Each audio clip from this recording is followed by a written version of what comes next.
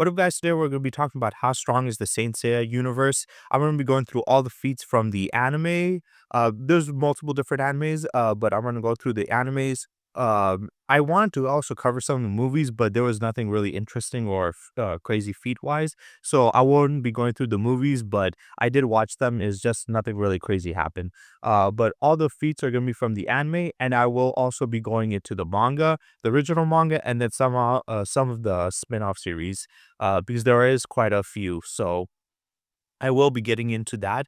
But also I want to say before I do start the video, I know I've been kind of lagging in making my videos. The only reason that's been happening is because I had to get a new laptop. My old laptop stopped working and I had to get a couple of new ones because all the other ones weren't pretty good. So I got a MacBook, and I've never really used a MacBook. I've usually used PCs, and it's kind of a challenge. I had problem recording gameplay first, so I had to get that fixed. And then I had other problems and challenges now with, like, the images and getting them and then trying to edit them and trying to get a good new, editing software. So yeah, there's been a lot of problems and complications when it comes to the technical side. Also, when it came to doing the research for the series, there was so much information I had to get through because there were so many shows, so many episodes. And then also there's a lot of manga spin-off series, and there's a lot of chapters that I had to go through, though I only read the original a little bit and two of the other spin-off series, because the other ones I just felt like it was too much.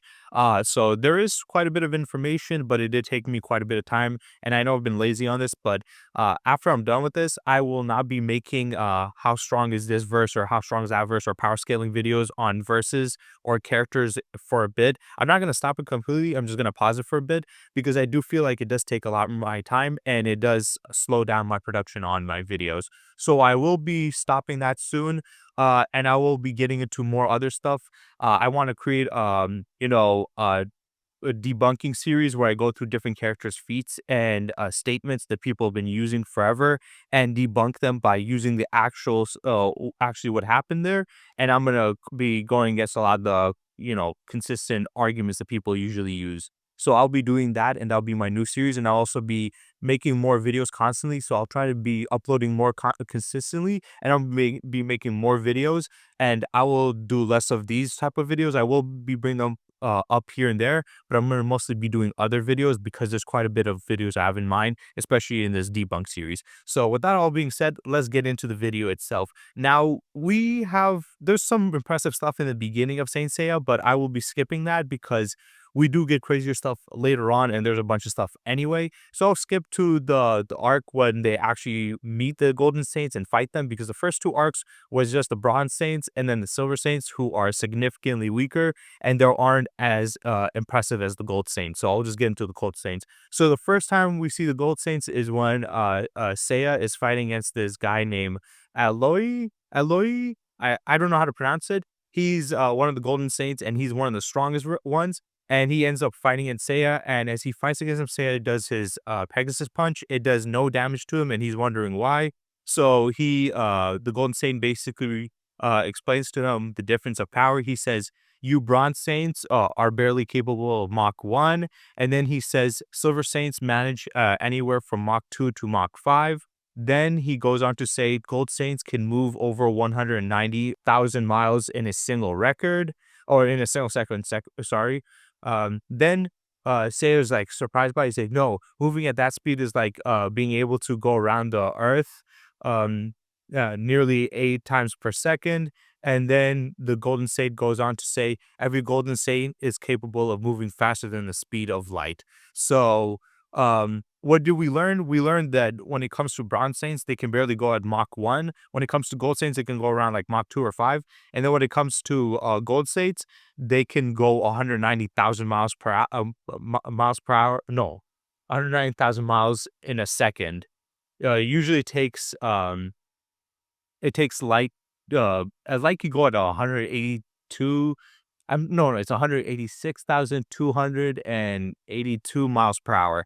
So that's around the ranges that light usually moves. So the fact that he could move at 190,000 miles per hour, which would be like around 4,000 miles more, or a little bit less than that, that would put him at past the speed of light, but not insanely more fast than the speed of light, but he's definitely fast than the speed of light. So the ranking when it comes to the speed is insanely different. Bronze is just one.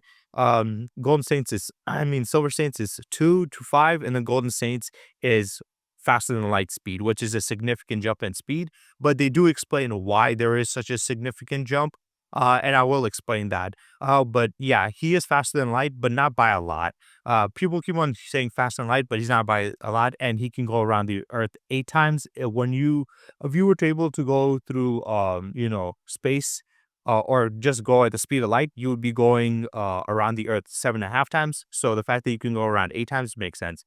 But yeah, they can go light speed, and he said not only him, but all the gold stains can go at light speed. So that means that they're all light speed ranking, either at light speed or faster than light speed.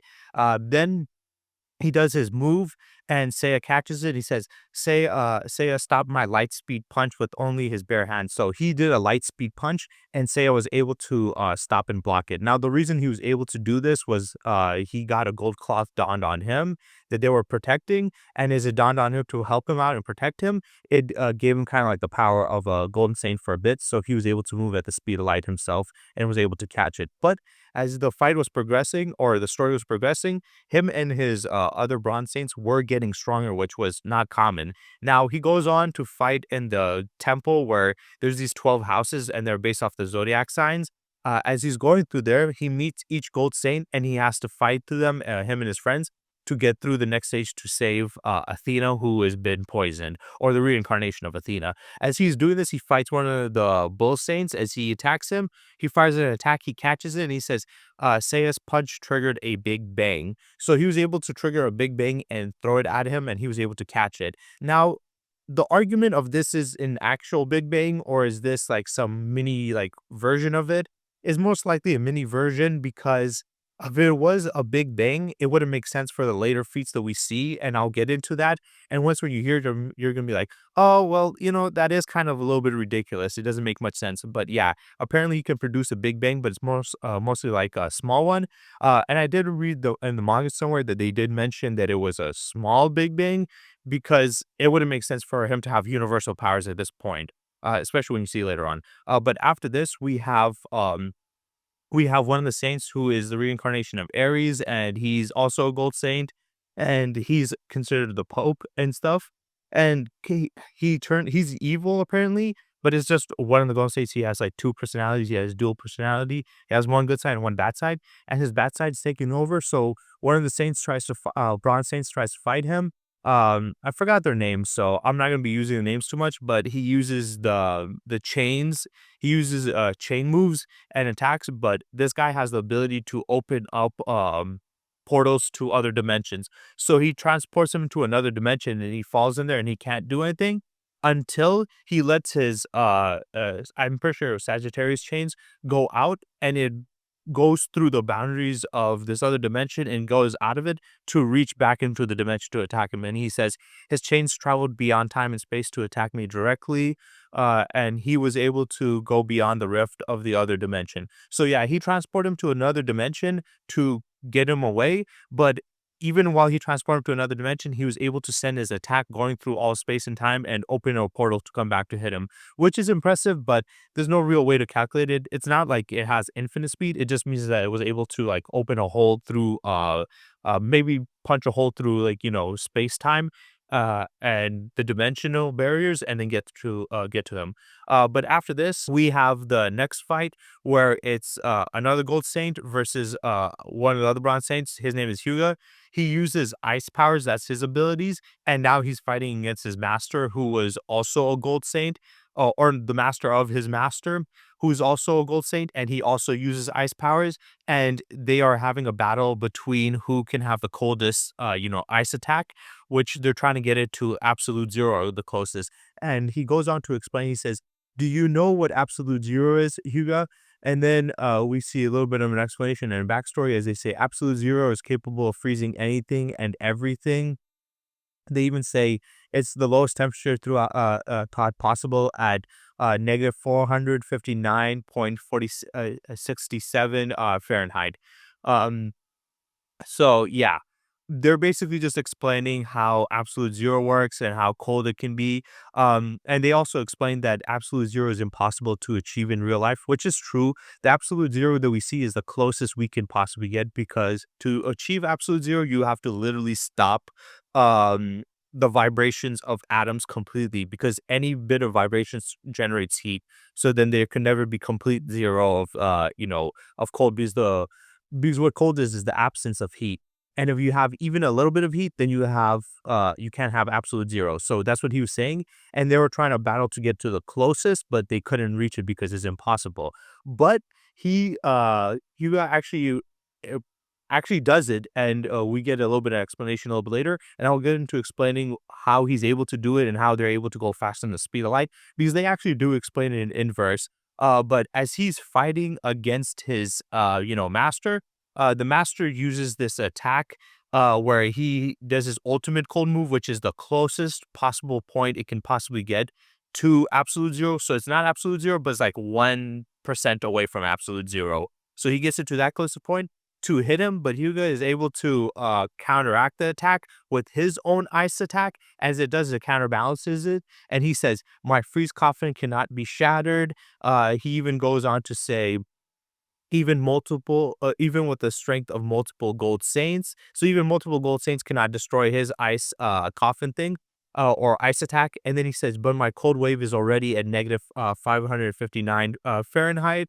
Then he goes on to say he achieving absolute zero. So he was talking about him saying he achieved absolute zero. So what happened was, like I said, as he explained, that you cannot get to absolute zero because you would need to stop the movement of atoms completely. That's why it's actually pretty impressive for somebody to have the power of like cold, like if they have super cold, especially to absolute zero, that means they can stop somebody's movements. That's why when Flash fights against Captain Cold and he uses his cold gun can actually generate absolute zero. And whenever he hits him, even though Flash can go faster than the speed of light, his vibration and body moving his molecules is what allows him to go that fast. Once when he gets hit, it stops it, so he cannot move. So, and this is actually a real phenomena in real life also, where if you get to the colder you get, the slower you can freeze, atoms and stuff to a subatomic level, especially if you get to like supposed absolute zero. And if you could get to true absolute zero, you could stop light in its tracks. Even with the absolute zero that we have in our world, which isn't true absolute zero, it can slow down light so much to the point where light moves at like around 20 miles per hour. So it moves slow enough for even Usain Bolt to go faster than. So if you have the ability of absolute zero, you can pretty much freeze it completely. Or if you have close enough to that, then you can freeze it to a slow enough point where even a person moving at light speed will not be able to, be able to outmaneuver you. So yeah, that is very impressive. And it's very important, especially what he said about his attack, because I'll get into that also later. But then he goes on to explain how well the clots can handle these cold temperatures. He says all bronze clots freeze at negative 238 Fahrenheit. Then he says silver clots have a limit of that they freeze at negative 328 28 Fahrenheit.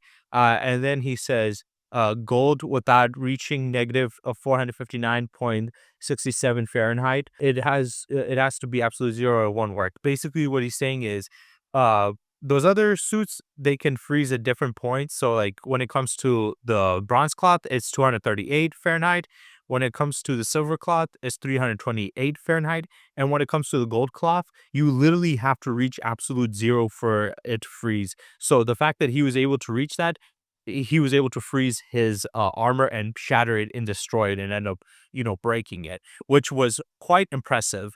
And it's impressive being able to counteract his attack, because he said it was able to even because his attack, what he did this prior to Hyuga when they first fought, and he wasn't able to control his like cosmos to its best, because that's what they use, the cosmos. And I'll explain what cosmos is also, but um when he wasn't at his best, he basically put him in a block of ice with that attack, which was stated that not even multiple, gold saints can break through. So that's really important, the fact that it was able to handle multiple gold saints, because they are the highest pinnacle when it comes to the clots and the good guy side. Even though at this point they were kind of enemies, some of them were decent, some of them were a little bit more maniacal, but they were pretty much the main heroes when it comes to protecting Sanctuary and Athena and the good guys in themselves. But yeah, so they're really powerful. But even his ice coffin was able to be able to handle multiple gold saints, and that's very impressive. Later on, we have as the Pope is talking and explaining because he's the one running the show right now. His evil side is taking over, and he's doing some bad things, and he's using the rest of the gold saints for his goal. And some of them are on board, others are not, but they have to still follow.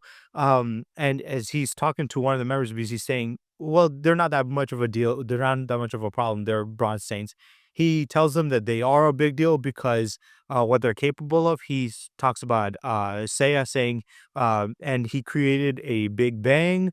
Then he goes on to say also, which is a feat that even the gold saints find difficult to accomplish. So yeah, he points out the fact that Seiya was able to create a big bang, and that's difficult for other saints to accomplish even. But the whole Big Bang thing is it's a little iffy, and I'll get into explaining why that doesn't make too much sense. But also when it comes to it, right? Um, there's also quite a bit of stuff I need to explain. Now, when it comes to Cosmo, what is Cosmo? That's their energy source that they use. It's like creating a mini Big Bang within inside themselves to create a micro universe, which also makes sense why that Big Bang wouldn't be the exact level of a Big Bang of of our universe, which created our universe.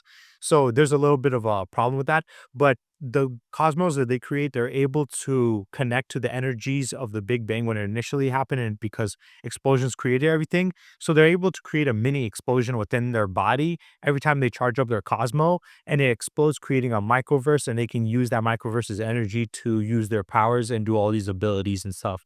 And every time they mention Cosmo, they're just talking about their energy that they're using and increasing every time. If you can refine it and focus it and hone it more, you can become stronger and increase it. So you have that. You have your Cosmo and you can increase that. Then there is also the clots. There's the bronze clot, the silver clot, and then the gold clot.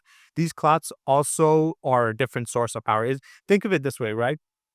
The Cosmo is their energy source, and the cloth is like battle armor. The battle armor is important, but it isn't the only thing. It's also the Cosmo itself. So they have two power sources. They have their natural power source with their Cosmo, then they have their armor that gives them extra power. So when you see the Saint Seiya's characters like powers, you have to go through both their cloths that they're using and then their Cosmo. But the Cosmo is more important, and I'll also explain why it's more important. But they're both important, but the Cosmo is more important. And the clots, when you have, especially the gold clots, they're just rankings. They show where you're at in your terms of power when it comes to controlling your Cosmo. So the higher the ranking, the better your Cosmo is.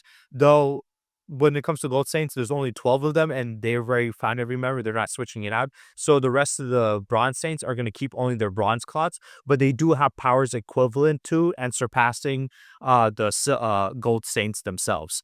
And they were able to achieve this through maximizing their Cosmo. Now, there's another thing that comes with the Cosmo control, and that is called senses. Now, it's like our natural senses where you have a sense of smell, taste, and all that stuff. But they believe that we have like our five senses. Then there's the sixth sense where it's using Cosmo energy, though that is not true. We have more than those, but whatever. But the fifth sense is like all these other ones that, smell, touch, taste, and all that stuff. Then the sixth sense is using your Cosmo. And then the seventh sense is perfectly refining your Cosmo to its utmost. So it's like basically they can use their Cosmo, but they don't have it perfectly controlled or perfectly refined. Once when they reach their seventh Cosmo, that's when they are able to reach the pinnacle of control of their Cosmo and maximize it and refine it completely. It's kind of like when Goku was training Gohan with Super Saiyan before they could go Super Saiyan, but they weren't. They didn't have it mastered. Once when they mastered it, became a lot more powerful and became a lot more useful. Same thing with them. When it comes to the Cosmo, if they do not refine it, then they're not going to be as powerful. But the more they refine it, and once when they get it perfectly, they unlock their seventh sense and they're able to do crazy things, which they explain in this show that once when you do unlock your seventh sense, you are able to break the boundaries of reality or the laws of nature through obtaining it. So when it comes to the Gold Saints, the reason why they're able to go fast in the speed of light, and the reason why the Bronze Saints and the Silver Saints are only around a couple of Mach times the speed of Mach, right? but the Gold Saints are able to go fast and light, which is insane jump in power, is not because of the cloth. The cloth itself just makes you more durable and a little bit stronger, and it also just basically just it's kind of like a ranking. It just shows that you're on a higher ranking. But what really determines your strength is your Cosmo and how well you refine it, and if you're able to achieve the seventh sense. Once you're able to achieve the seventh sense, you're able to basically do anything. You're able to break the laws of reality, and you're able to even go faster than the speed of light. But the only things we really see them do with the seventh sense of breaking reality is going faster than the speed of light, and Hugo being able to obtain absolute zero, which is also scientifically impossible. So the only reason they're able to do those two things is because they have reached their seventh sense. And once when you reach your seventh sense, you're able to surpass natural science. And this is just an inverse way of explaining how these characters are able to do these things that don't make sense scientifically. Whereas in other fictional verses, they're not going to really give you an explanation. It's just, well, that's just how it is. It's fiction. It doesn't really matter. Whereas in this show, they take more of an initiative to explain why they're able to do this. So yeah, when you see them doing that is just because they're using their seventh Cosmo. They can't break the laws of reality without that. And the reason the Bronze Saints are able to handle the Gold Saints and beat them and surpass them is due to the fact that they're able to obtain the seventh sense, meaning that they refined their cosmos to the highest. Because all the other Gold Saints have done that, they just started doing that themselves, and they have it actually higher than them because they just have a higher potential than them. But also there's a little bit of problem when it comes to the Big Bang. That's also why they're able to create the Big Bang. And he's also able to create they all create mini Big Bangs to create the cosmos already, to create this microverse. So technically, most likely that Big Bang that we see is a small Big Bang to create like a little micro universe. It's not on the scale of our universe. And the reason why I believe this is because later on, when you see in the story, it is contradicted quite a bit, because way later afterwards, when we skip to the final arc, where we get to the Poseidon arc, which is the final arc, there was one point where one of my subscribers commented, hey, when you get to the big these pillars, the final one is he said it might be universal and there might be some mistranslations or whatever, and it's most likely universal. But that is not true, and I'll go into why this big pillar is not. Now, when they fight Poseidon, he has seven pillars that hold up the the seven different seas, because he's obviously the king of the seas. He has these pillars to hold up the seven seas. They destroy all the pillars, but there's one extra one which is way bigger, called Breadwinner. Now, this Breadwinner one is way more powerful. Those ones are able to hold up the seven seas, but this one is even more impressive because it holds the lineage of the Poseidons, because they keep on reincarnating. Um, but it holds the lineage of the Poseidons. And this guy told me that when Seiya does destroy it, once when he destroys it, he says this might be a universal level feat or comparable to a universal level feat. But when I watched the series and I read the manga and stuff like that, nothing about this puts it at universal. But it is still pretty of an impressive feat, because later on, as the Saints are fighting, they are trying to attack and destroy Breadwinner. They are not able to damage it. They even get weapons to damage it, and these weapons are from one of the other Gold Saints armors. It was the Dragon Bronze Saints master. He retired, quit being a Gold Saint, but he kept one of his Gold Saint armors, and his armor basically allows you to gives you like multiple different weapons, dual weapons. So it gives multiple dual weapons that can have a higher level of attack power. And usually the other Gold Saints would use these weapons from him to attack, and they would increase their attack power. Now, how powerful is this? They actually explain it, because Seiya and his friends try to destroy Breadwinner. They cannot. And then Seiya said, I'm going to smash through it myself. And his friend Hugo was like, you cannot do it because we even used the weapons and it didn't work. And he goes on to say, the weapons of the Libra cloth are capable of even destroying stars. So basically, he explains to him that you cannot just smash Breadwinner, because we already tried what these weapons, and these weapons were literally made to destroy stars. This is the other Gold Saints armor, where it's basically a weapon toolkit. So they use this to try to destroy Breadwinner, and it didn't work, meaning that Breadwinner is capable of enough to handle a weapon that can destroy stars. So it's beyond star level. It would not be a universal level feat. It would be a beyond star level feat, multi-star level feat at most, or large star level, but not it would not be universal anywhere near that. It wouldn't even be galaxy level feat, but it's still impressive, and especially impressive due to the fact that Pegasus actually does break it because he launches himself at it and destroys it. So that means that for a brief moment, Pegasus was able to generate so much power that it surpassed star destroying weapons. So he had beyond star destroying power, which would still put this at a high level. It's impressive, but it wouldn't put it anywhere near galaxy level or even especially universal level. So I don't know where he got that from. I just don't agree with it. At most, that would be multi-star level or large star level, because those weapons and what we saw from that. And the weapons are actually very important because, like I explained earlier, um Hyuga's master's master, the Gold Saint, he had the ability to create like an ice coffin, and that ice coffin attack, he used it against him the second time, which he was able to destroy through achieving absolute zero, which he said that's impossible because multiple gold saints cannot even destroy it. So when he trapped him in the ice coffin, earlier on before that fight, the rest of the saints bet up and saw him being frozen, and they're like, "Our friend is gonna die, and we need to save him." So to save him, the Libra cloth came to them because the master of the dragon, bronze dragon saint, sent it to them. So he sent it to them, and they used the weapons, and he used the sword to cut the ice and break it in half because they couldn't do it with their own power. So what does that mean? That means that Hyuga's master's attack, which can create this ice coffin, is so powerful that even multiple Golden Saints cannot break it. But it can be broken with the Libra weapons, which are able to destroy stars. Meaning that if the Gold Saints, multiple of them cannot destroy it, then that means multiple Gold Saints do not have the power or destructive power equivalent to a star destroying weapon. Because the weapon did it pretty easily, but even multiple Golden Saints couldn't do it. So that would mean that they would have to scale off of the weapons. Since the weapons could do it and multiple gold saints can't do it, then that means the multiple gold saints are below the weapons and the weapons can destroy stars. So that would mean that they would be below star level if they cannot destroy it. And that's important.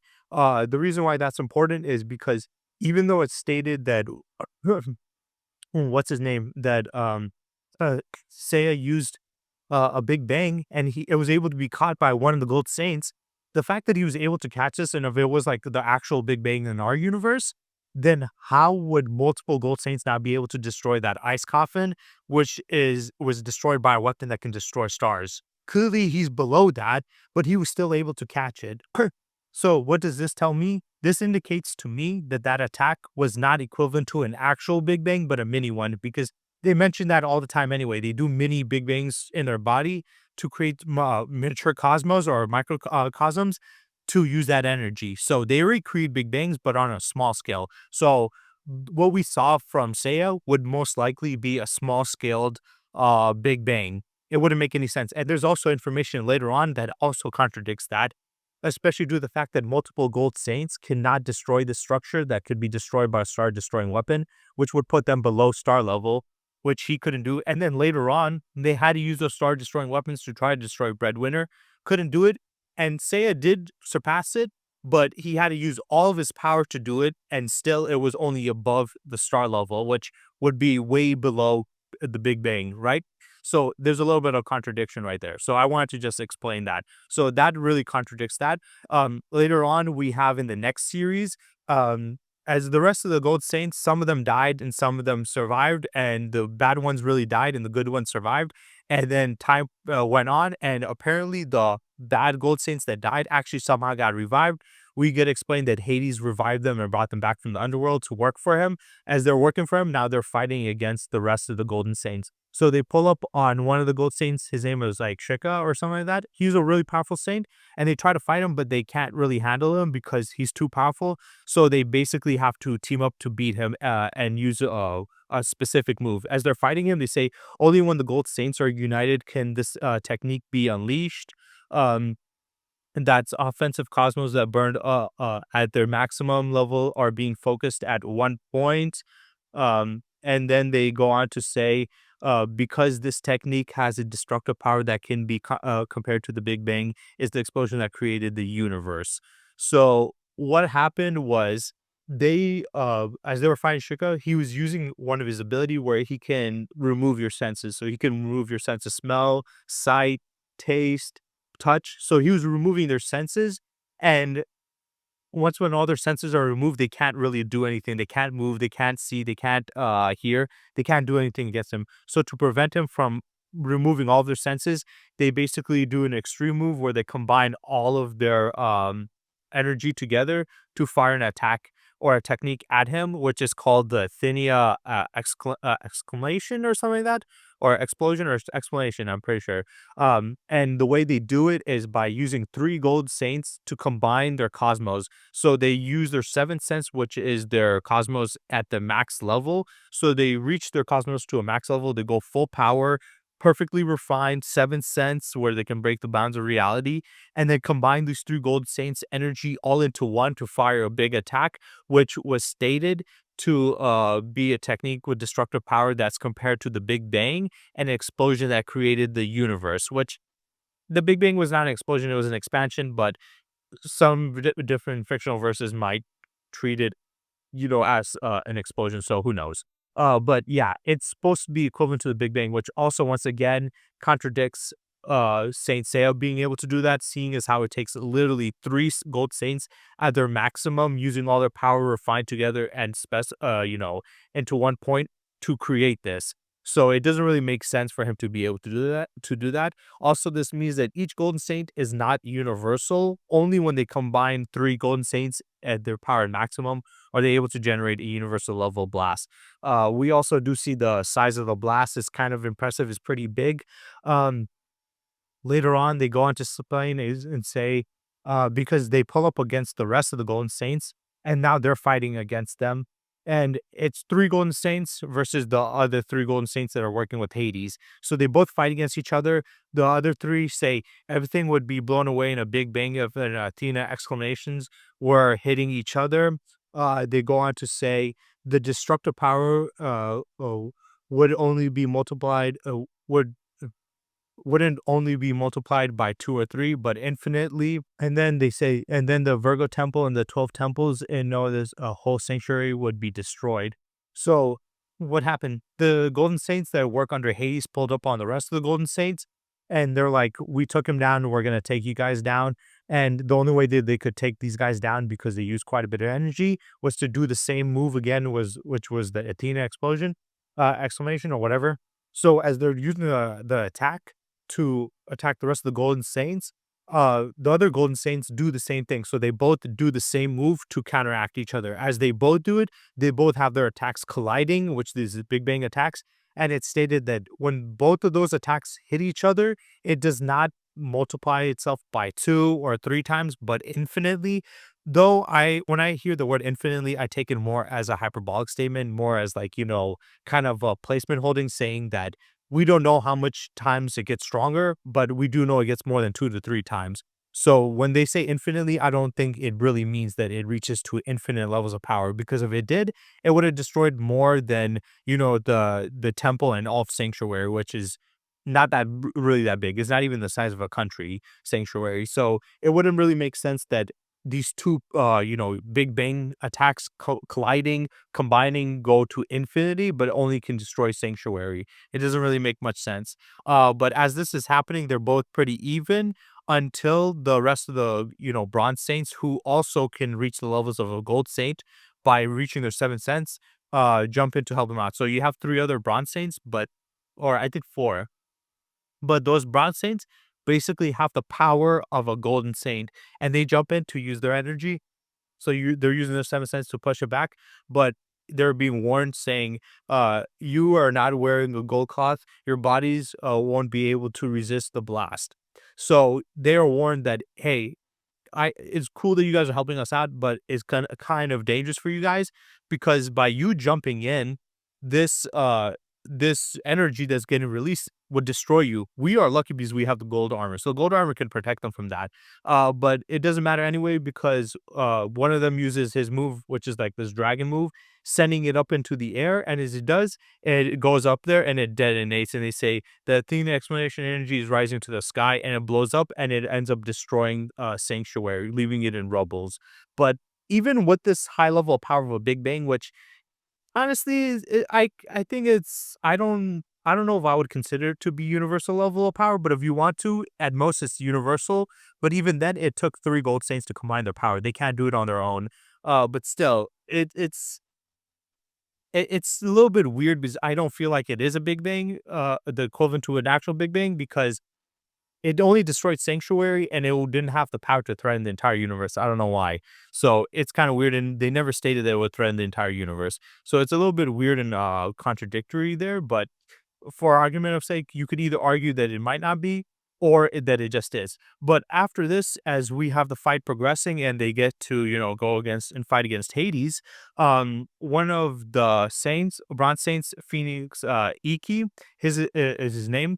He starts to fight them, and as he's fighting against Hades' legion, they have this god cloth, and they're able to beat the rest of the rest of the gold saints. Actually ended up dying because they sacrificed their life, because their armors have sunlight. There's this wall called the Wailing Wall, and they weren't able to destroy it. The only way you can destroy it was with sunlight, and they were able to destroy it because the gold saints armor has actually absorbed and captured sunlight for millennia, and they use all that energy, that sunlight, to basically unleash it on the Wailing Wall to destroy it, and it ended up killing them. So as it ended up killing them, it was only the Bronze Saints left to fight against Hades and his forces, and they're fighting against some guys with God Clots, which are stated to be even more powerful than the Gold Clots. And Phoenix Iki is actually fighting against one of them, and as he's fighting them, he says, "Take this. This is an attack of Phoenix is capable of destroying stars." Now, Phoenix Iki is actually his power is equivalent to all the other Bronze Saints, which are also equivalent to the Gold Saints.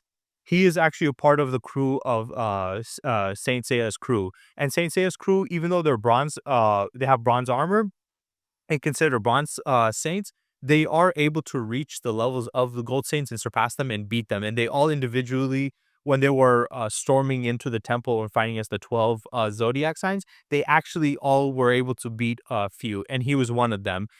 So he has the power that he stated equivalent to destroying stars. Now this is important because before, for them to have power to destroy a star, they had to use the weapon from the Libra cloth.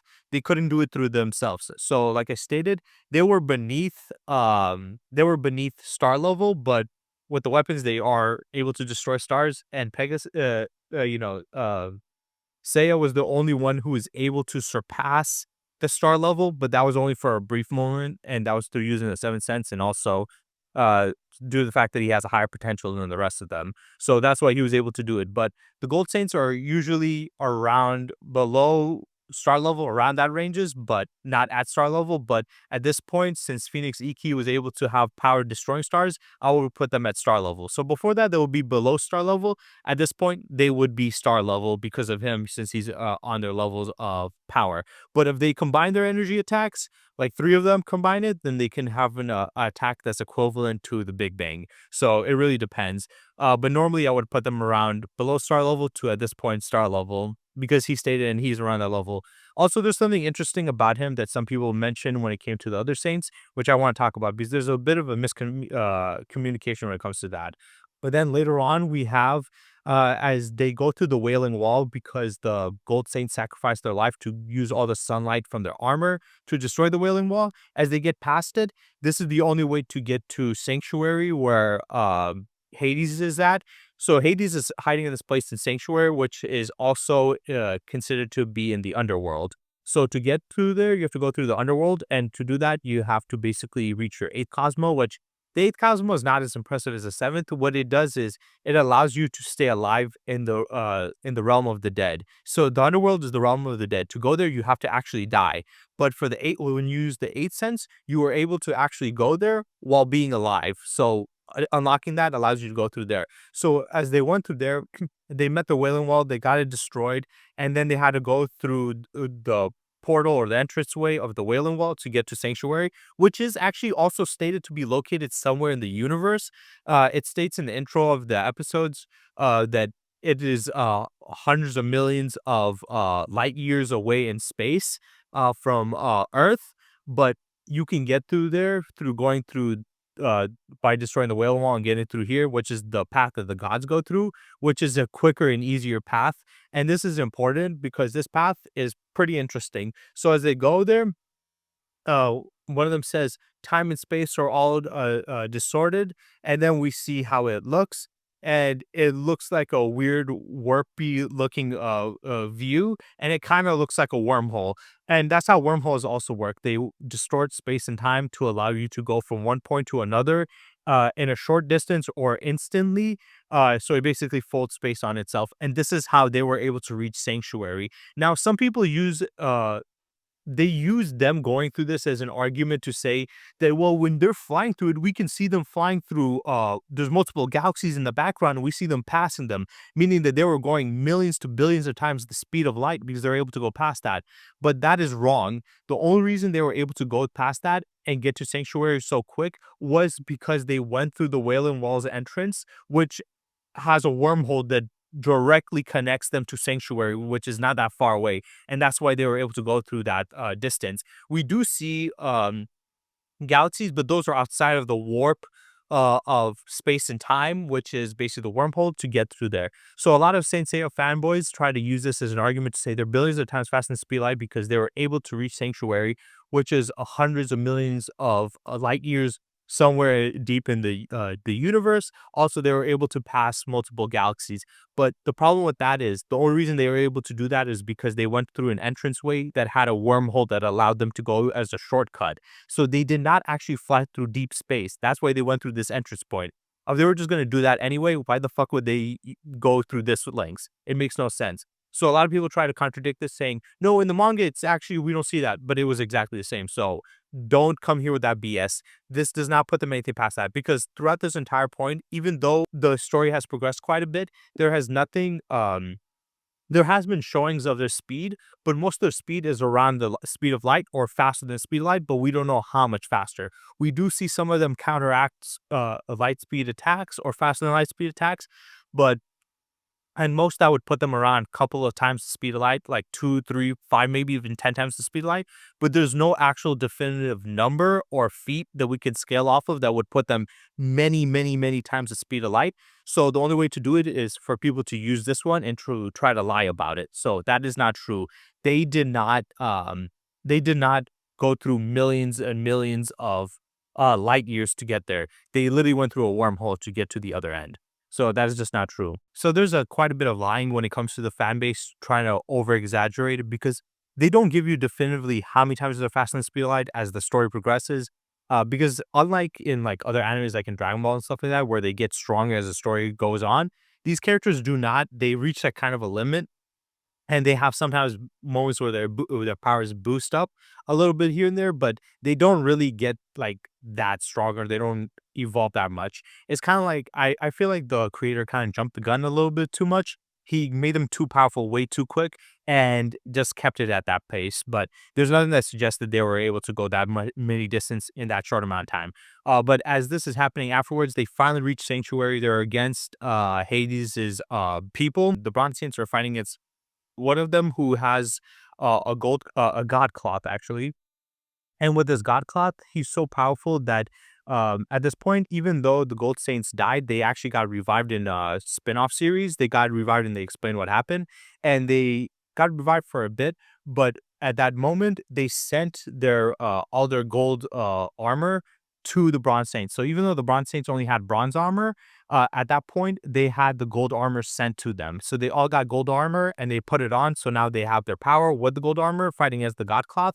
But the God Cloth proven to be too strong to the point where when they were fighting them, he ended up destroying the golden armor. And they go on to say the gold cloths that have never been destroyed since the beginning of times. So yeah, Hades is people are so powerful with their god cloth that they're able to shatter all of the golden armor. So he completely shattered it, and then they had to go fight Hades after they beat him. But they also unlocked a new armor which was called the God Cloth. Now the God Cloth is even above the gold cloth, though they do not go in depth and explain how powerful it is or how much more powerful it is.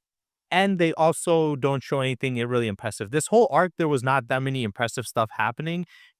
Early on, obviously, with the Big Bang explosion that they had, there was impressive. But once when they get to Hades, there is nothing really that they give us feat wise that can be really impressive. So when they fight Hades, nothing really crazy comes out of it, except for when he's dying. As he's dying and they attack him, he says, "But when I die, the underworld which I created shall disappear along with me." And then he says hell and Eslam, everything. So they killed him, and these dimensions and realms that he governs under and created will go away with him, and they are actually trapped in one of their dimensions, which is Eslam. And if they do not leave, they will be killed. So they're gonna die there. But some people try to upscale this by saying that these are multiple infinite universe-sized realms. There's nothing that suggests that because these other dimensions were also within the universe itself. So they're probably just other dimensions that are interconnected to his life force. And if he dies, then it goes along with it. But I don't see how that would upscale it. But then later on, we have just a little. There's just one impressive feat that happens.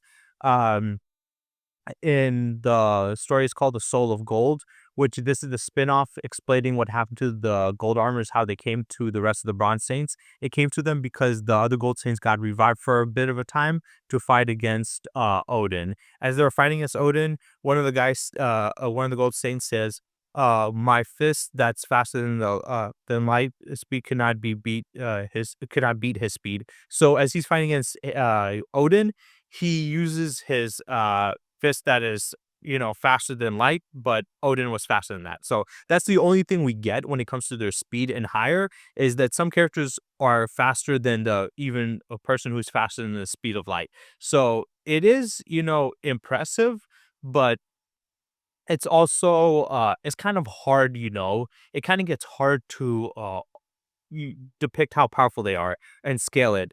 Because yes, you can say, well, they're above that, but it's like how many times? There's no specific amount. It just says it's above it. So that's pretty much it for the anime. There was a movie after that, but nothing really crazy happened. That was the end of everything we could use feat wise from there because there's nothing really crazy that happens afterwards. So now I'm gonna go into the manga. Now the original manga itself, when it goes through the original story without the spin-off series, is kind of hard to find chapters for. I went through many, many different manga websites to try to find the information, but the problem with it was the fact that all these manga websites had chapters missing. So it would go like this. It would go from chapter 27 and then there would not be 28. It would skip from 27 to 35. Then you go from 35 to 36, 37, 38. Then it would skip from 38 all the way to 78. And I'm just like, what the fuck is this? So a lot of the information from the manga, I'm not going to be able to use a lot of the feats from the original manga, at least. When it comes to the spin-off series, which is Episode G and Episode G Assassin, I will be using those ones mostly. But when it comes to the original one, it was too hard to find most of the chapters because a lot of them are missing. Trust me, I went through multiple different manga, you know, websites and stuff to try to find it, but I just couldn't find it. So sorry. But I did find a little bit here as they explain in the manga how the Athena explosion works. As they go on to say, if two Athena exclamations, two small big bangs collide, their destructive force will not be multiplied by two or three. They will be infinite. In that case, the house of the Virgo and the 12 houses, all of sanctuary will be destroyed. So they themselves had explained in the manga that when two of them collide, they don't just multiply by two or three times, they go infinite amount of times, which, you know, like I said, it could be argued that that's just, a hyperbolic statement and it isn't literal due to the fact that it didn't even destroy, it wasn't threatening the universe and it was only threatening to destroy Sanctuary. But they did state also themselves that there were two small big bangs. So once again, my argument is, yes, they might say big bangs, but not all big bangs are equivalent to the universe's big bang. They could be on a smaller scale. And just like with what happened with Seiya himself, even though he was obviously doesn't have the power of like the big bang, because later on he surpassed the power of a star destroying attack, which is nowhere near that level, right? So it really depends. If you want to just, for argument of sake, say it is universal because they mentioned it, then okay, they are universal, but only when three golden saints combine their power together. Besides that, they cannot destroy. They cannot destroy. What's the thing called? They cannot destroy a universe. But if you want to use a counterpoint, you could say, well, they're mini Big Bangs, so they're not equivalent to that. But whatever. But after this, we have and that was it for the original manga. Yeah, I know there wasn't that much. That was the only thing from the original manga. But after that, we get into episode G and episode G Assassin. Now, episode G and episode G Assassin, unlike the original one, there is full chapters. So I got every chapter. So these are the feats from the entire completed both mangas from both of them because they're spin-offs to the original. And some people it's a little confusing. I want to get into this before I get into explaining some of the feats. Uh it's a little confusing because episode G and episode G Assassin, they're Episode G Assassin is a sequel to Episode G, and they're both spin-offs of the original, but they're also kind of argued if they're even canon. So some fans say they are canon, some say they are not. There's nothing that definitively states that it is canon or not canon. So it really depends on you. If you want to take these spin-offs as canon, then yes, you can say it's canon. If you do not want to take it as canon, then it's not canon. There's nothing that definitively states one or the other. But as we go through the episode G, the story, they're fighting against now I think Uranus, who is the father of Cronus, who is also the father of Zeus. So Uranus was the original god who was married to Gaia, who is the earth and created him. So they're fighting against Uranus and his people, and this episode G is just full of the gold saints. As they're fighting them, um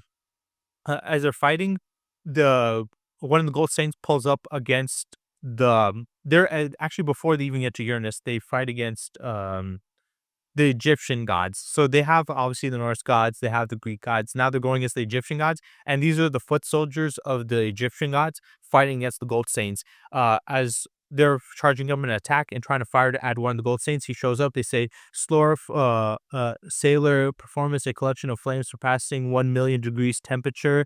The slightest touch, and my life will be forfeit. Infinite power that resists within my life, my cosmo." Burn hotter than these million-degree flames. And so what happened was these guys were the disciples of the Egyptian god, which is Ra. So as they're working for Ra, they charge up an attack because he's the sun god. They charge up an attack that has the power or the heat of 1 million degrees. So over 1 million degrees, and they're going to use it against the gold saint. And the gold saint basically states that he has to destroy it before it hits him, because if it touches him, it's going to incinerate him. So he has to have a heat that surpasses theirs. So his heat surpasses 1 million degrees. Their attack already had the heat of 1 million degrees, but his attack was able to surpass 1 million degrees and destroy it. After this, we have a big, impressive feat and statement, but it is a little contradictory, and I'll also explain that as I go through explaining this the episode G feats. So after this, we have some of the soldiers of Ra fighting against another gold saint as he uses one of his attack moves, and as he uses it against them, they state such power. It's like there's a terrible cosmo that has the power to destroy the universe and reshape it into something completely different. So and they all said, could that spirit of the gold saints hold a cosmo as strong as the Big Bang? The power is love. So what does this mean? This basically, they're stating that this gold saint's attack has the power to destroy the universe and reshape it, and they say the gold saint spirit of the spirit of the gold saints holds a cosmos as strong as the Big Bang. Now, does that mean that they're universal levels by themselves? I don't think so, because there is some statements that we will see later on that contradicts this.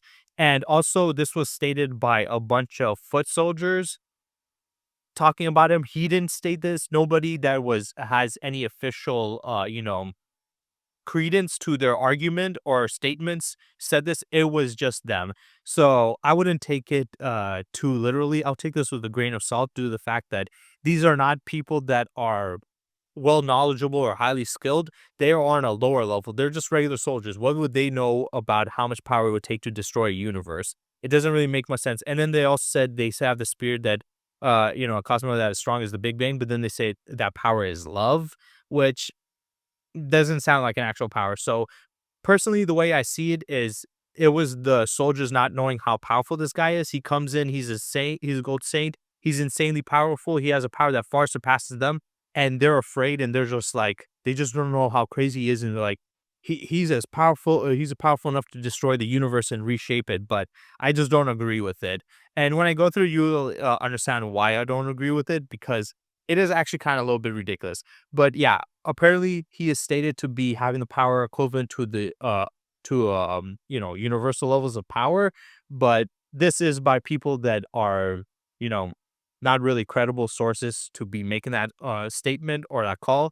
And we know this because later on, as we go on, one of the other gold saints, as he's talking, he goes on to say, he says, his younger brother, Pollux, and the Iron Fist, a gift from the divine forged Hephaestus. In my hands lies the power capable of destroying everything, even galaxies. So this is another gold saint, and he states that he has the power to destroy galaxies, not universes. Now, galaxies is still pretty impressive, obviously, but it's nowhere near the level of power of a universe. So there's a quite a bit of contradiction right there, obviously. So and there's more credence to them being galaxy level than universal level. Now, before this, they were barely star level. Now they're galaxy level, which is insane.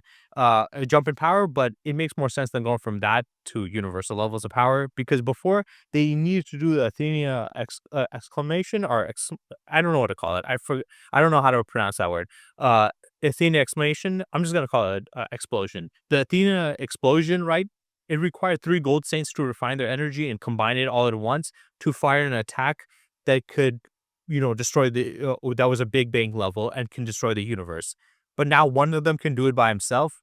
Yeah, I don't believe it.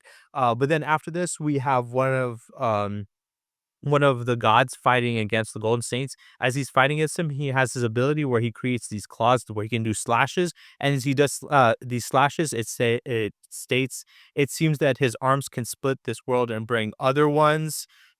Which they do explain what that means, but they go on to explain to us that if you can make this distorted dimension disappear with your body will be absorbed. The crystal technique, which is no time limit, I can say as long as my cosmo burns. I'll make your dimension disappear with the glitter of my stars. So what happened was the god that was fighting against the Bolt Saint, he has the ability where he does slashes, and when he does slashes, he's able to create space and a universe or a dimension around there. Now, this isn't the size of of the universe, but these are like little pocket dimensions. So every slash he does, he's able to create a little pocket universe and throw it at them. And as he throws his pocket universes at the person, as it hits them, it's not meant to cut them into spatial dimensions. It just hits them and absorbs them and then transports them into the pocket dimension, trapping them. And that's what he was trying to do to him.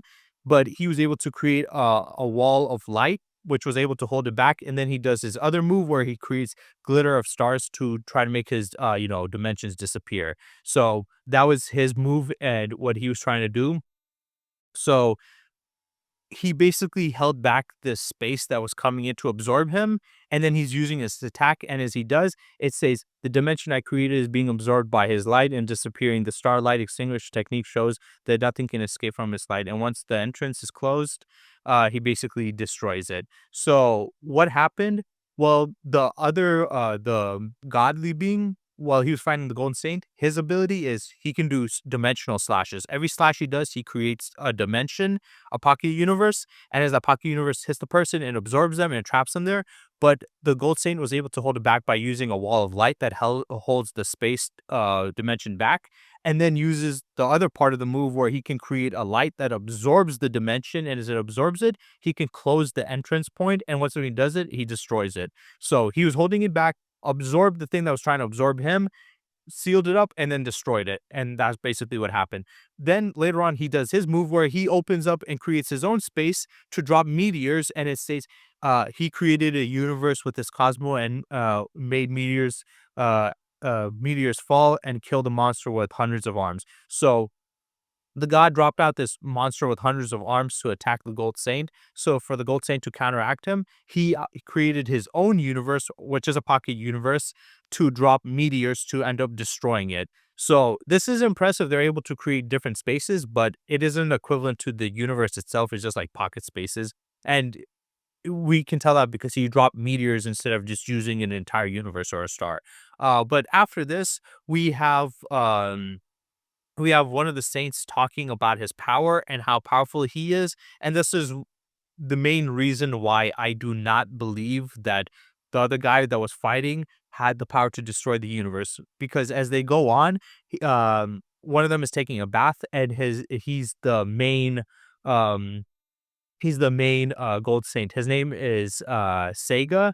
So he's the Gemini, golden saint, but his name's Seiya. So as he goes in, he's taking a bath and he says, "A cosmo which shines like a star, has collected together and become an amazing power. That collective power couldn't stay still and itself, set itself free. A power which can destroy galaxies.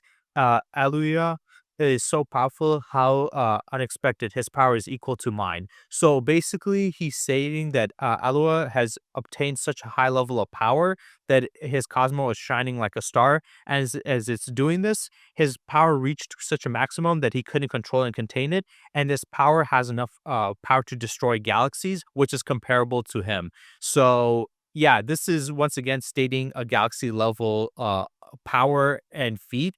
So this gold sage stating that Alua, who is one of the strongest gold saints, has reached enough of power that he can destroy literally a galaxy, which is comparable to him, which he can also destroy a galaxy. So we have two gold saints that can destroy a galaxy, and he goes on to say, "It's like my galaxian explosion, a supernova. If the gravitation of its own mass surpassed the galaxy itself, a great explosion will be released, which turns everything to dust. This achievement of the young Alua shows how much he desires to become stronger.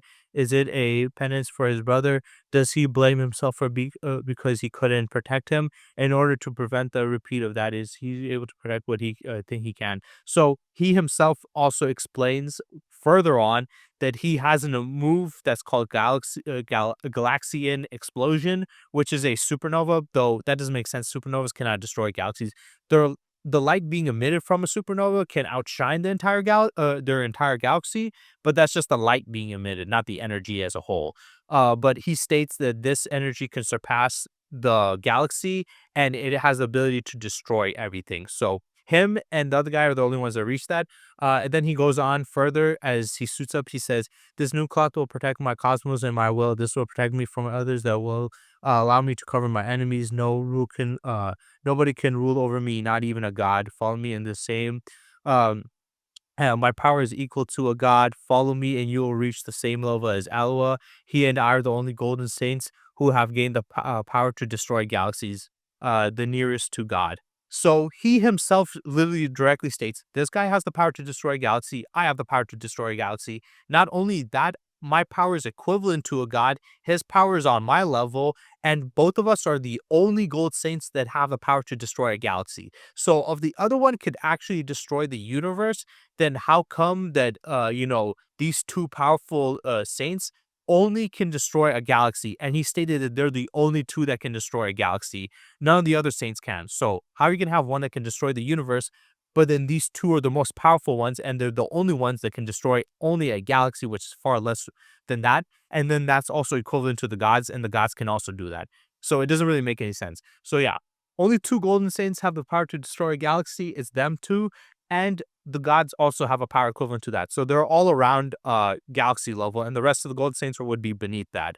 After this, we have one of the other gods explaining because all these gods work for Uranus. As they all pull up, they say that how they deserve to rule over the universe and all of human life. And as they're talking about this, one of them explains how their power works.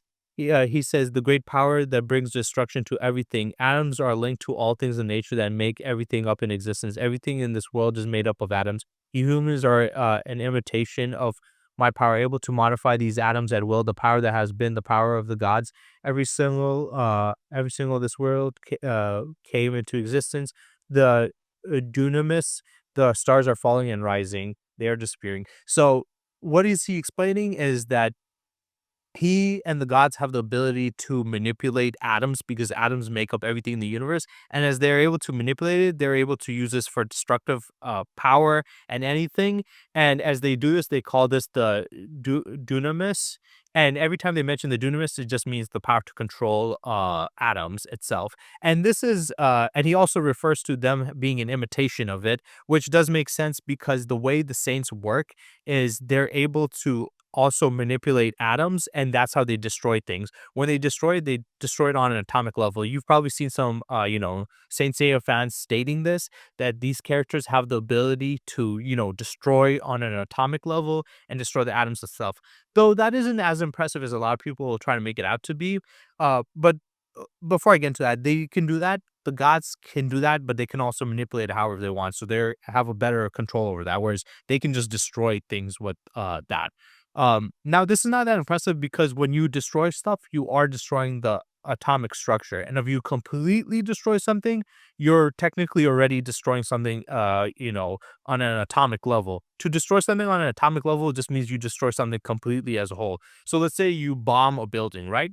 If you bomb a building, you destroyed some of the atoms, but not completely. So you didn't attack it completely on an atomic level. Now, if you completely eviscerate the entire building, there's not a trace of rubble or any material left, that would mean that you destroyed all the atoms. That means the entire building would have been completely atomized. So technically, to attack on an atomic level, you just need to completely obliterate something completely. Like what happened with Cell when Gohan fired his Kamehameha and completely disintegrated him. Technically, he destroyed him on an atomic level. So countless characters from fiction, especially in anime and manga, have destroyed people on an atomic level. They just don't specify it. So it's not as impressive as a lot of people try to make it sound out to be. So as this is happening, one of the other soldiers of Uranus is fighting a gold saint, as she goes on to explain, saying, in fact, the world itself is the proof of the power of the gods. Each titan has a universe and a planet under their domain. This planet can be miniaturized by the will of a titan or else serve as a dwelling for other beings, in case it's a living for the body that no link with you, inhabitants of the earth.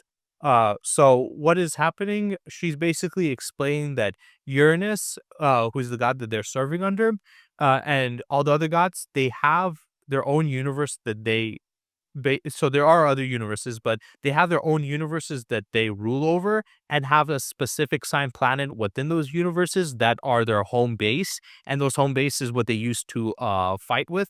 So they can use their own planet and control it however they want. They can have life on there, or they can just have a planet itself and use it. And this home base is not just for a home base, but it can also be used in a fight, as they explain later on, saying when a Titan decides to go into combat, the corresponding planet also shows its claws. The planet's guide by the cosmos of the Titans is absorbing the Achemus Dumas, which is just all the atoms. Every life that exists in that star has their own cosmo. All of them will be consumed with a fire and fight against you and come face gold saints of Leo. So what is happening is when the gods fight in their own universe, they have their own designated planet, which that planet can is not only their home base, but they can also use it as a weapon. So the planet comes with them, and it uses they can manipulate the atoms in the cosmo within the planet to attack others. So the planets are attacking people with them. And the reason why they let people life on these planets and use life on these planets is to absorb their cosmos. So the only reason humans were created by the gods was so they can create their own cosmos, so they can control the planet and then absorb the cosmos from them by using the planet, and then use that to attack their enemies and conquer. So the humans were just there for as cattle to give them ample amounts of cosmo energy. They were not there to be actually, be created for a real purpose. But after this, we have Helios fighting, which is the sun god and Greek mythology. As he shows up, he's fighting against the other saint. And it's stated that this is not the ending of all things, this is the beginning of everything. He himself destroyed his guardian star, the sun. So he destroyed the sun, which makes sense since he's the god of the sun and stars. So Helios is a sun god, and he also has the power to destroy a star, which apparently is still impressive, even though there's there's characters that can destroy galaxies, but whatever. So destroying stars and galaxies are the most impressive things you can do in this verse. But yeah, he destroyed that. Also, they go on to say, was that the speed that he was moving at instantly right after swinging down his great sword? Was this the speed of light? So there are others beyond the gold saints who can move at light speed. Gods can do it too. I don't know why he's surprised by this. He's basically saying that, whoa, this guy can move faster than the speed of light. So there's other people besides just us gold saints. Even the gods can do that. I don't know why he's so impressed by that or surprised by that, due to the fact that, yeah, it would make sense that the gods would also be able to do that. Why would the gold saints be able to do something impressive, but the gods not be able to do it? It just doesn't make any sense. So that was a little confusing and a little weird for me. So after this, that was the end of episode G. There was nothing really impressive afterwards.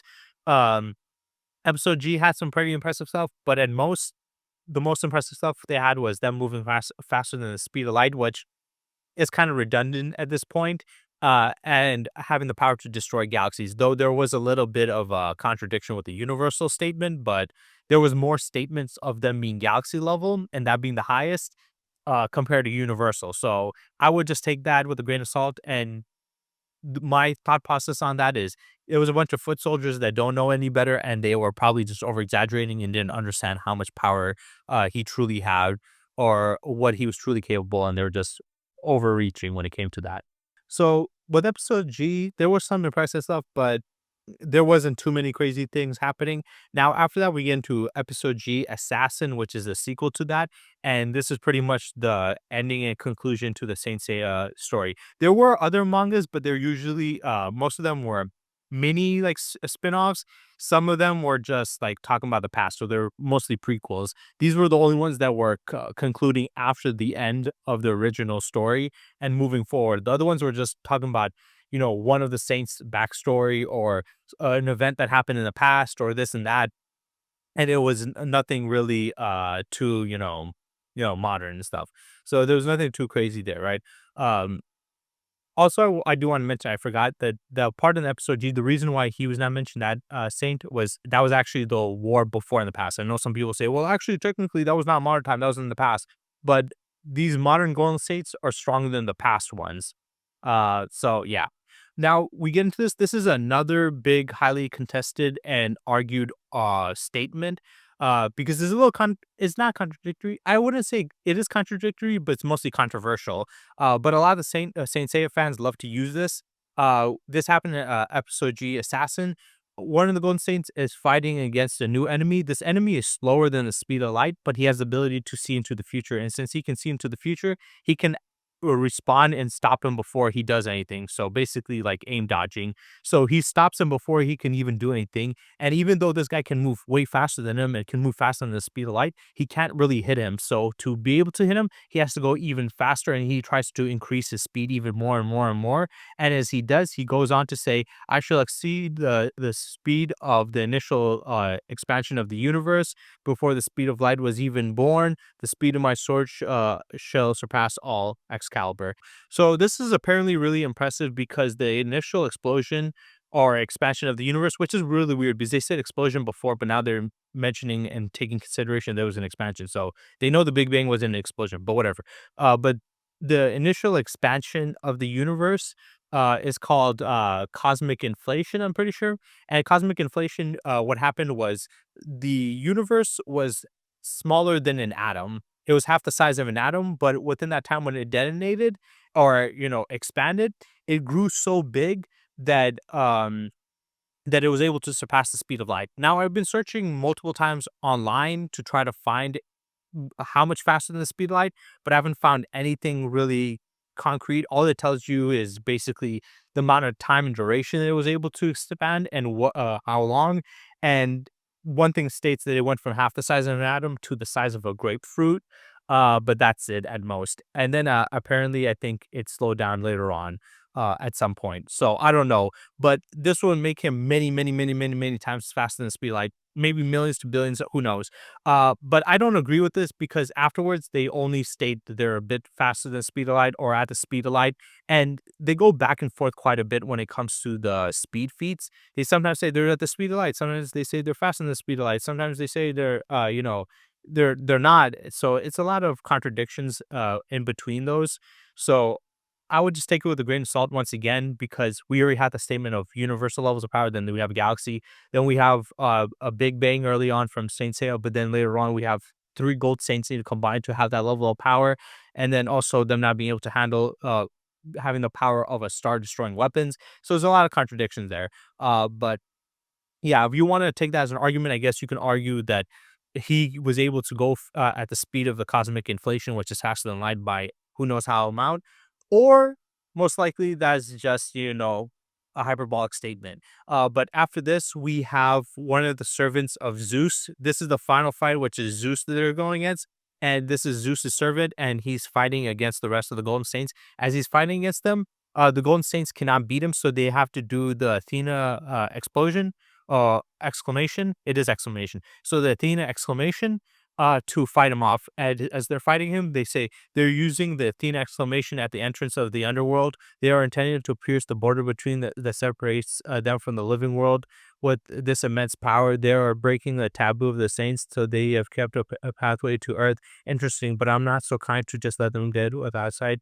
Athena's exclamation is a secret technique that requires the cosmos of three saints. Its activation requires time. They're probably defenseless now. So they were in the underworld because these gold saints. Remember, the gold saints all died.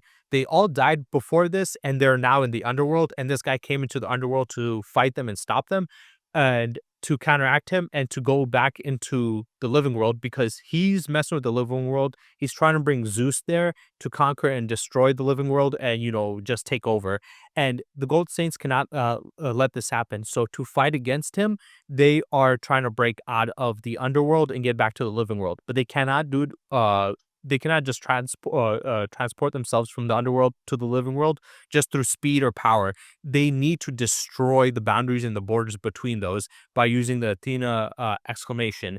But as they're about to do that, the guy states that while they do this, it does take time to charge up, so they are defenseless. Defenseless. So though it is a powerful attack, the problem and the weakness with this attack does require some time, and it does make them defenseless. So if you can intercept them before they launch their attack while they're charging up and hit them, you can basically disrupt it and prevent them from attacking you. So as they are doing this, he states that the destructive power is able to reach the surface of the Athena's exclamation. While punched through the underworld, the combined assault of three saints is capable of rendering the universe. There is o- only uh, only one power. Sorry, it's a little hard to read because the way they put it is like a little bit weird that they structured it.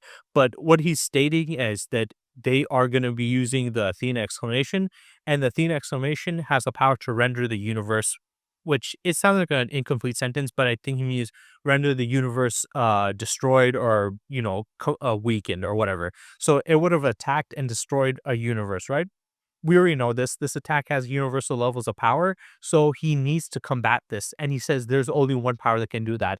And this is where we reach to a high level of power. And as he does, he goes in and he says, "This is that is the capable of opposing this power." Ninth sense. So the only way to oppose the Athena exclamation and fight against it for him is to use a higher level of power. And the only thing that can match that is the ninth sense.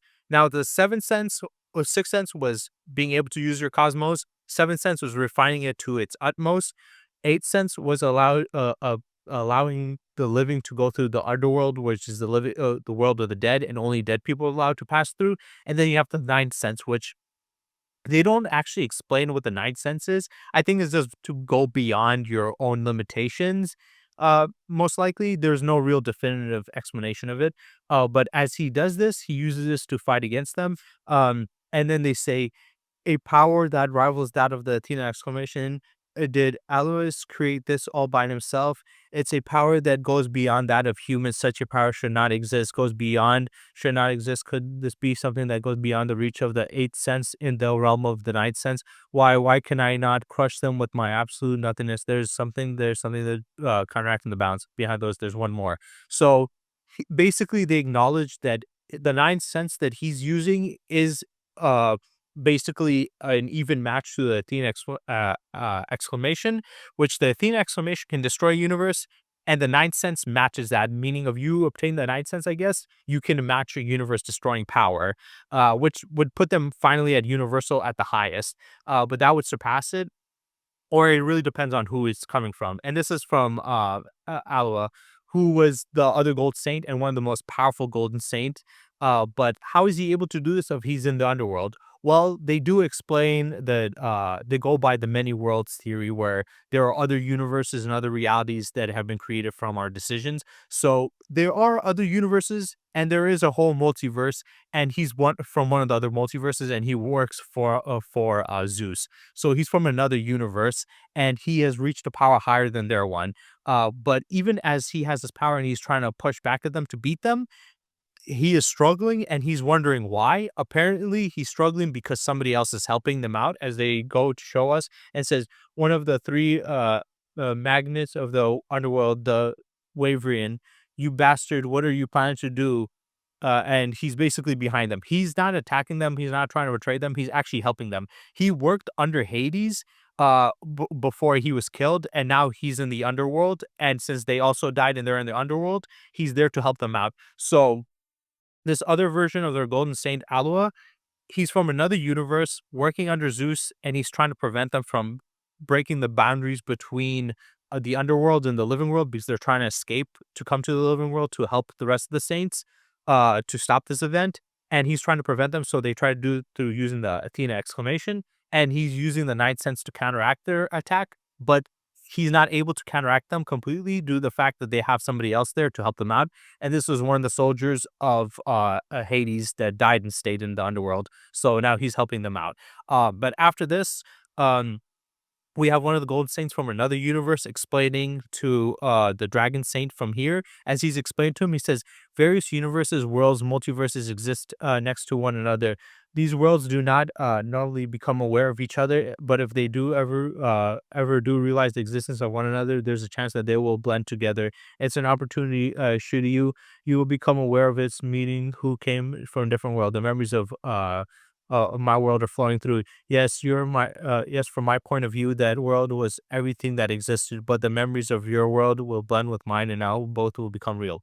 So what he's explaining is that, like I said, is the many worlds interpretation, where there's other universes created from our decisions, and he's from another universe explaining to Shiryu, who is from this universe, and he's explaining that there's various universes, worlds, and even multiverses, which I don't know what that's all about, but there's other multiverses that exist, and he states that whenever they meet another one or realize another one, then their worlds combine, and as they combine, their memories combine, and even though he's from another world, by coming into this world, his memories have been infused into one. So what he dealt with in that world was real, but now what he's seeing in this world is also just as real to him. Now, this isn't anything power wise, because there's nothing that threatens the multiverse or any of these other universes, and none of these powers that come from, these other universes have to do with them being, the multiverse itself. It just has to do with them being from another universe. That's the only thing. It does showcase that there are other universes within the Saint Seiya cosmology, but there's nothing, none of them have the power equivalent to the entire cosmology or threatening it. And the whole point of explaining these other universes was just to tell us that, hey, look, uh, there are other universes and there's other variations. So you might have dangers coming from another world who have different levels of power and have different things they can do, and they might become a threat. And whenever they come here, they'll both of our memories will be amalgamated into one. So that could be a problem. But that's it. It's not saying anything multiversal level of threat. It's just stating that there's different beings from other universes that can come here and cause some havoc. As this is happening, the final stages of Zeus coming in is happening, as the rest of the Bronze Saints unlock their final armor, which is called the authentic armor, which is the highest level of armor. There's the gold armor, then there's the god armor, and then there's the authentic armor, which is the perfected armor of all. And now they're fighting against Zeus. As he's fighting, he states, destroy everything other than yourself. There's nothing left in this world but you. Oh, well, this is a servant talking about him. The cosmos is beyond reasoning. Uh, he has the power to destroy everything. It will bring in the void. Everybody, let's fight. So what is happening is Zeus is coming in there. His servant is basically helping him to come there, and as he's helping him out to come there, um, he's basically gonna destroy the entire universe. So Zeus has the power to destroy the entire universe, and they don't know how to handle him to stop him. They do beat him later on by destroying his subordinate. They kill his subordinate, and then they prevent him from coming there. They shut him down from coming there, and they that ends up destroying him. So yeah, that's how they pretty much beat him. Um, that's how they pretty much beat him in this fight. So that's pretty impressive. That's pretty cool. Um, yeah, and that was pretty much the end of the Saint Seiya verse. So where do we scale them? So where am I going to scale them? Now we have the speed, we have the destructive power, and we have their durability. I'm just going to say the durability and the destructive power are pretty close or at least equivalent. And the speed, obviously, it's its own thing. Now they also have hacks abilities, but all those hacks abilities are unique to one specific saint. It's not all of them having the same. And I do want to talk about that first, actually. First, let's talk about Phoenix Iki. Now, Phoenix Iki has the ability to attack somebody's soul. He can attack on a soul level, but he doesn't actually attack their soul, he attacks their mind. By attacking their mind, he basically brings their fears and their doubts and their weaknesses. And as he's able to bring their fears, their doubts, and weaknesses, it basically crushes their spirit and their soul and it prevents them from fighting. But this only works on people who are mentally weak. If they cannot mentally handle him, then yes, it will affect them. But if they can mentally handle this attack, then they can surpass it and handle it. Now, a lot of Saint Seiya fans lie and say that the Saints can, attack the soul. No, no, no. Not all the Saints can attack the soul. Only Phoenix Iki can do that, and he can only do that by attacking someone's mind, not their actual soul. He attacks their mind by damaging their psyche. He's able to weaken them, and then that crushes their spirit, and they just can't fight. That's what he does. He does not actually directly attack the soul. He attacks the mind, which would attack the soul. And you can surpass this not just by having soul resistance attacking, because that's what they were saying. A lot of them have been arguing that, oh, this character can attack, people's souls, and there's characters that can resist it. That means they have the ability to resist, soul destroying attacks or soul erasing attacks. But that is not true. He's attacking their mind, first of all. And second of all, they are able to surpass it not because they have resistance to soul attacks. They're able to resist it because they have a strong mind and are able to overcome their weaknesses. That's why. So a lot of these Saint Seiya fans like to lie and manipulate this to make it sound like they all can do it and like it was directly attacking the soul, which it was not. And then they're making it sound like the only reason the Saints can actually be able to handle it is because they have the power to resist soul manipulation. Not true at all. They're able to resist it because they have a strong mind and able to, not let that deter them from fighting. That's it. Any other character can do that. So no, it's not about soul resistance. Now, when it comes to the power itself, the speed, they are faster than the speed of light, but there's no definitive amount how much times they are faster than the speed of light. The only definitive amount that they gave to us was when we first met the Golden State, and he stated that they can move at 190,000 miles per hour. Not 109,000 miles per second, sorry. 109,000 miles per second, which the speed of light moves at 186,282 miles per second, right? So that is definitely faster than the speed of light, but it's like only 4,000 miles faster than the speed of light, which is not even two times the speed of light. And yes, we've seen characters catch and interact the faster than the speed of light, so they will be even faster than that, around two, maybe three times faster than the speed of light. But there's nothing that tells us directly how many more times they are faster than the speed of light. At most, we could argue a few times faster than the speed of light, but nothing that can definitively suggest billions or millions of times faster. Right? The only two arguments people have is, well, the Bronze Saints were able to fly throughout the universe, which to this area, which was Asalium, I think it was called.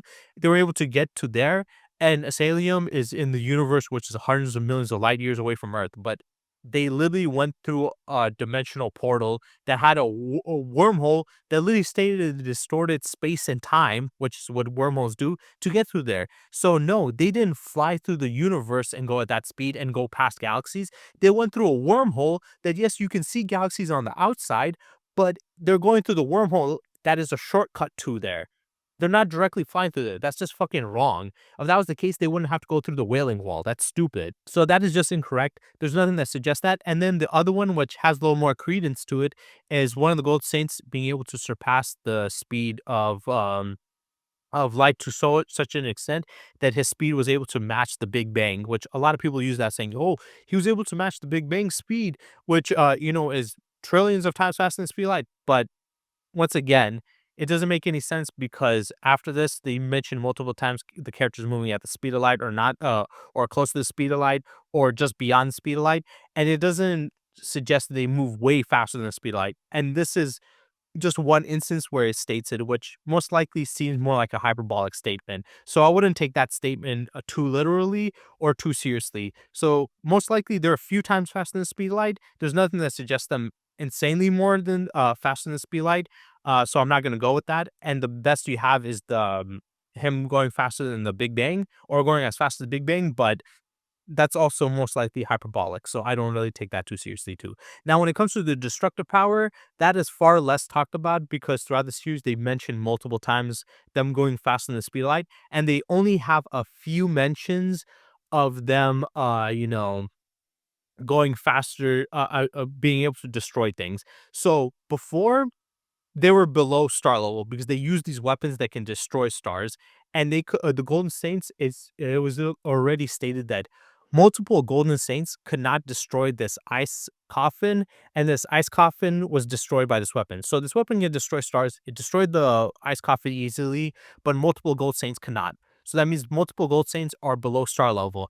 But then, as the story progressed and went on, we have Phoenix Iki, who's equivalent to the Golden Saints, because he's able to use his seventh sense also. He states he could destroy stars. And then we have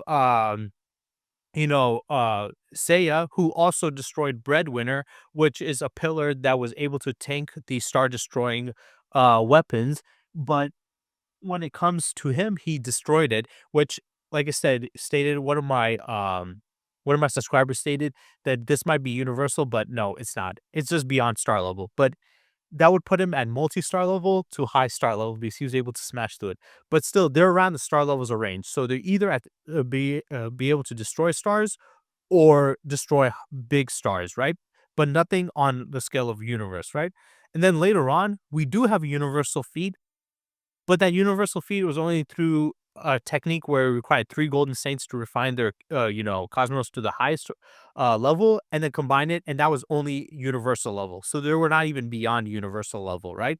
And there was a little bit of contention with the whole Seiya being able to use a Big Bang, but it's kind of contradicted due to the fact that later on he does a more impressive feat that was only beyond star level, and then also the weapons were able to destroy the ice coffin, but he couldn't do it, which would be only star level. So it makes no sense that he could do that. Because before that, he first did the Big Bang thing.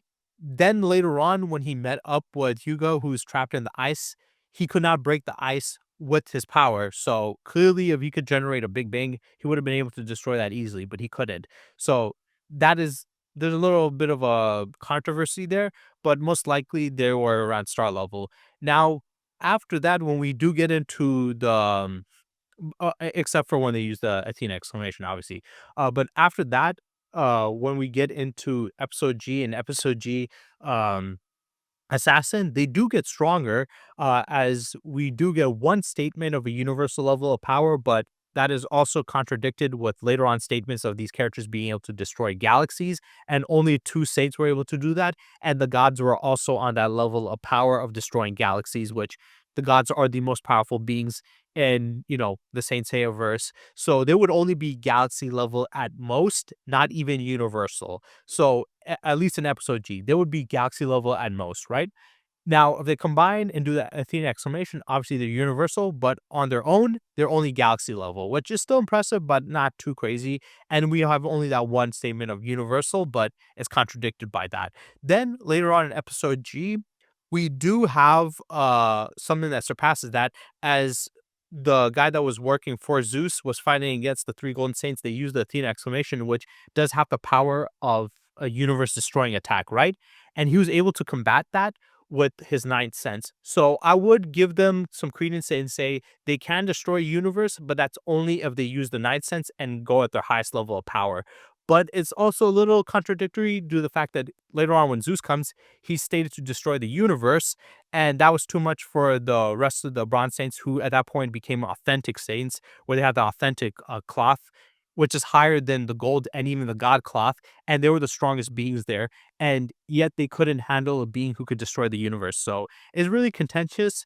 Honestly, I would put them normally around galaxy level or beyond galaxy level to possibly universal level if they reach their ninth sense to the highest. But at that point, honestly, they're not really that much higher than universal. So it really depends. They are faster than the speed of light. We don't know how many times, a couple of times faster than the speed of light, but there's no specific amount that they are faster than the speed of light. Um, and their destructive power in the anime, at least, was only star level and beyond star level until they do the Athenian exclamation, which requires 3, so I'm not gonna, it really depends. If you wanna use that in argument, it's like, well, they can't do that individually. So individually, they could only destroy stars, but together they can destroy the universe. And in the manga, they can go past star level and can destroy galaxies, but they also mentioned destroying stars. And apparently going faster than the speed of light is still an impressive thing because the guy was impressed that a god could do that too. Like, what? And then when you get to the final story, uh, you could put them past galaxy level. At most, you could put them at universal by themselves if they use the ninth sense, but that's only a few people that can do that. So there's only a few characters that can use the ninth sense, meaning that there's only a few characters that are supposedly universal, but even then, it's like that's not that impressive. I mean, it is impressive, don't get me wrong, but compared to the other characters that I've covered, being able to destroy a universe is nowhere near that powerful. And Zeus also stayed to destroy the universe, but the other saints couldn't handle him, so I don't get that. It's really contradictory. It's a very confusing. It's very inconsistent. Uh, it's all over the place. That's all I'll say about that. Okay. But yeah, um, when it comes to it, at most, if you want to argue, they can destroy a universe, but that's not that crazy due to the fact that there's countless other characters that can do more than that. And it's kind of crazy to me because a lot of the Saint Seiya fans try to over exaggerate these characters and saying they're so insanely powerful, this and that. But we've seen countless other characters destroy universes. I don't know why they made it sound like they can destroy a billion or a trillion universes. They barely have any universal statements, and when they do, they have to combine their power. And prior to that, it's like, yes, it's impressive. They can destroy stars and galaxies and move fast in the speed of light, but there's countless verses where they can move fast in the speed of light. And there's other verses where they can destroy the universe pretty casually. We've seen it in many different verses. We've seen it in Dragon Ball. We've seen it in not Kamimayo, Tenchimayo. We've seen it also in Gurren Lagann. We've seen this in a few other ones too. But there's other verses that can destroy universes and beyond that. So it's not like it's that insane. So yeah, that's where I scaled them at. Universal levels of power or below that, and a couple of times faster than the speed of light. And if you want to, highball and wank them, you can say at the speed that, the universe initially expanded, which was many times faster than the speed of light. I just couldn't find how many times faster. But yeah, that's it. That's all I have for this video. I know it was a long one. I know it took me a long time to get out. I know there's quite a bit of different things I had to go through. This was a confusing and hard journey to get through. It's gonna be really a pain to edit because there's just so much stuff that I have to put in. But like I said in the beginning of this video, I will be getting back to making more videos consistently. I'll be dropping out far more videos. I'm gonna be touching on more topics. So one thing I want to do is drop out more videos. Two, I want to talk about more topics. Three, I want to upload more consistently. And then four, I also want to put a pause on these, power scaling videos. Well, these whole universal whole character power scaling videos because it does take a lot of time. And I want to get more to my debunking series where I'm debunking specific characters and then just talking about specific topics that, I just want to talk about. So yeah, I hope you guys enjoyed and stay tuned for next time.